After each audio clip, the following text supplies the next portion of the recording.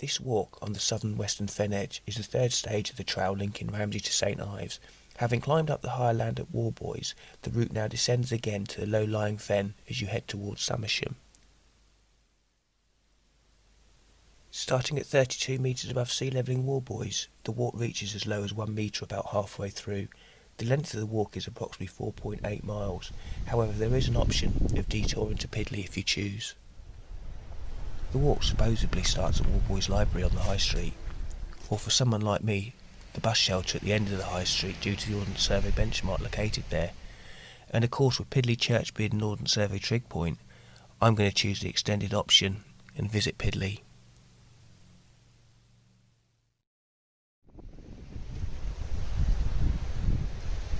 Back onto the ridge. Sadly, what's just happened there occurs quite a lot during this video. I'd had a whole conversation before that moment of saying back on the ridge and was ready, speaking to you, to walk back out and take in the magnificent view. At times, the wind was so fierce there was no chance that you could hear my voice over it.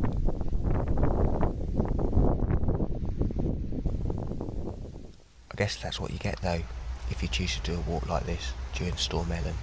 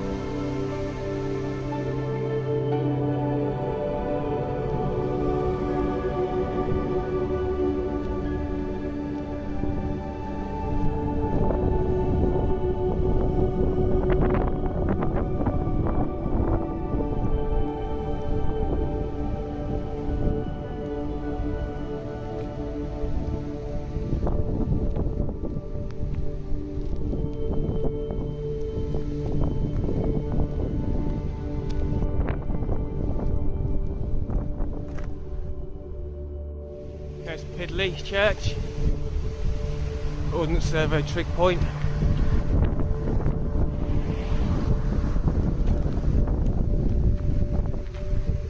Time for a cup of tea and something to eat.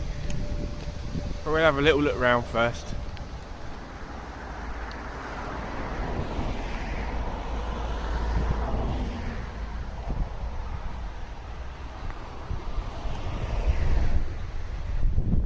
That's the tower, that's the trig point. Just down here is the grave I was on about earlier. That's if you could hear it. 13th century, I believe it is. Just about make the serpents out. One there as well.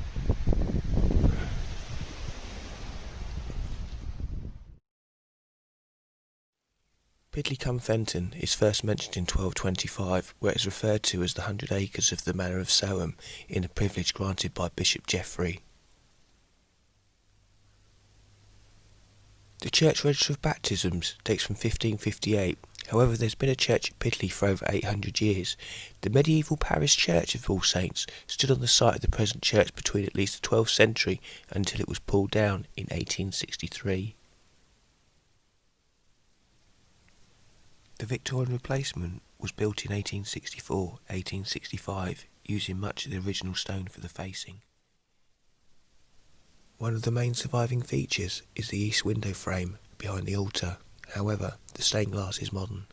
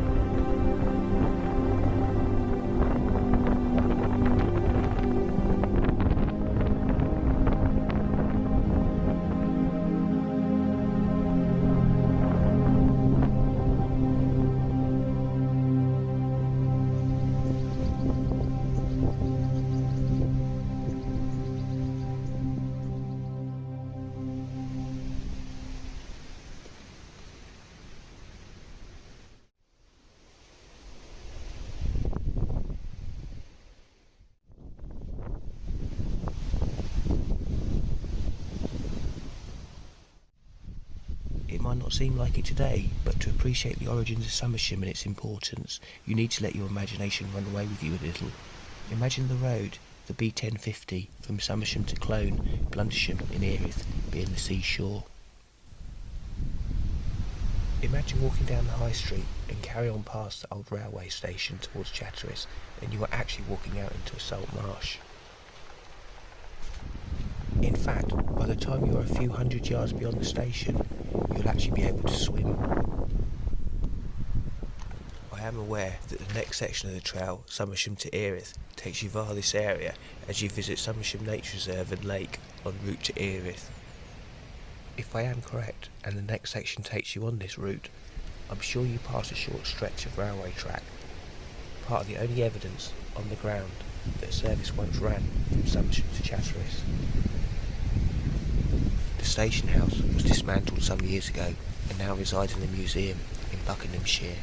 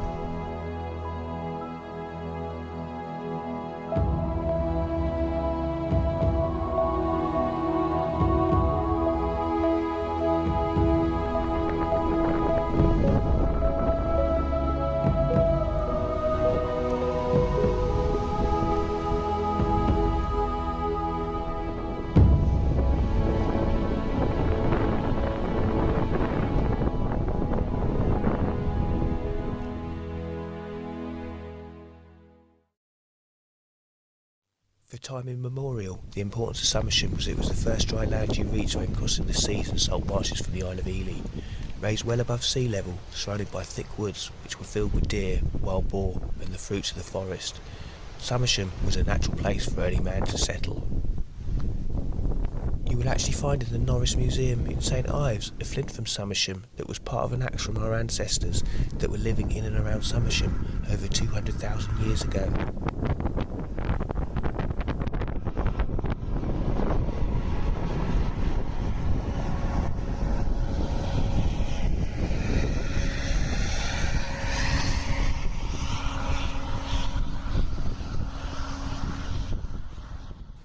The walk finishes at the village clock, the site of a medieval market. However, I suggest you keep walking a little further. Somersham lies on the Greenwich Meridian line, and a marker dating from 1884 can be seen in the pavement a little further down the high street. There's also a Millennium Memorial Stone in front of the church, which, like many other Fenland churches, is made of rubble with a barnic stone dressing. To visit the church, like I did, in order to see its Ordnance Survey Benchmark, or the Millennium Memorial Stone, or even Hattie's map, a map of Somersham which lists local places of interest along with a little history of the town as it is today, just turn right at the cross and head down Church Street. I should add, I do believe the next section of the walk as we continue en route to St Ives takes you down Church Street. But in all honesty, it does make a nicer alternative ending to this section of the walk, rather than at the village clock.